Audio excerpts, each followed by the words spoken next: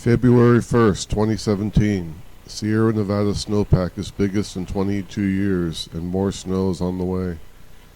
California Governor Jerry Brown isn't likely to amend or rescind the state's emergency drought declaration until April.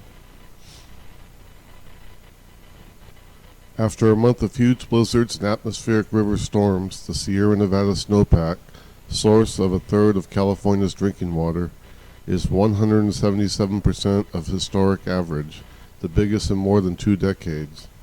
The last time there was this much snow on February 1st in the Sierra was in 1995. Pete Wilson was California's governor, Seinfeld was a top-rated show on television, and Steve Young had just led the 49ers to a blowout win in Super Bowl 14. In a breathtaking shift for a state that has been mired in 5 years of punishing drought, 25 feet of new snow has fallen on Heavenly Ski Resort in South Lake Tahoe since New Year's Day. Freeways and schools across the Sierra have been closed at times, and the firefighters are having trouble finding fire hydrants. There are some buried under 12 or 13 feet of snow, said Eric Guven, fire marshal at the Tahoe Douglas Fire Protection District in Zephyr Cove, Nevada, just north of the California state line. We've had to use metal detectors to find them.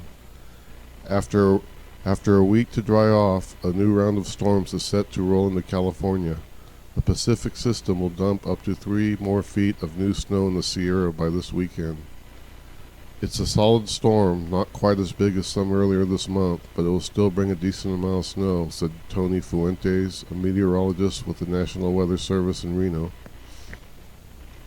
On Thursday, officials with the State Department of Water Resources also scheduled to escort reporters up to a Phillips Station, a meadow off Highway 50 near Lake Tahoe, for the monthly manual snowpack reading. The event is largely a photo opportunity that measures only one site, but daily readings from more than 100 electronic sensors across the famed Sierra Range, which stretches 400 miles from Lassen County to the Tehachapi Pass in Kern County, show that the water content in California's vast frozen reservoir is already 108% of the April 1st historic average, with another 2 months still to go in the winter. On January 1, it was just 64% of the historic average for that date and 23% of the April 1 average. We've had a tremendous increase in rainfall and snowfall so far this year, said Doug Carlson, a spokesman for the State Department of Water Resources. It's way up there compared to a month ago.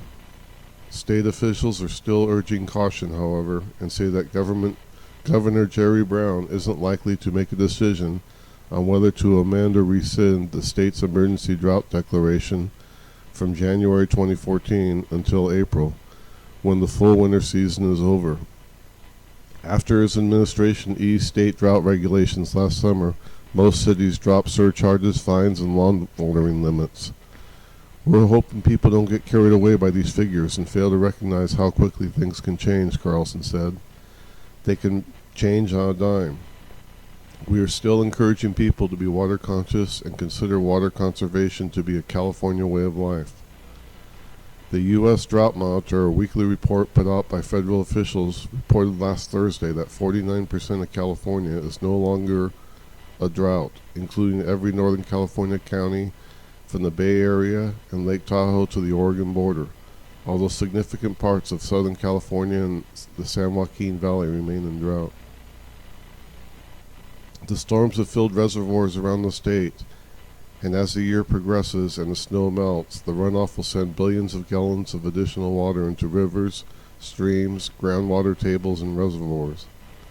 The snow also has been a bounty for the Sierra ski resorts, which struggled mightily during the worst part of the drought.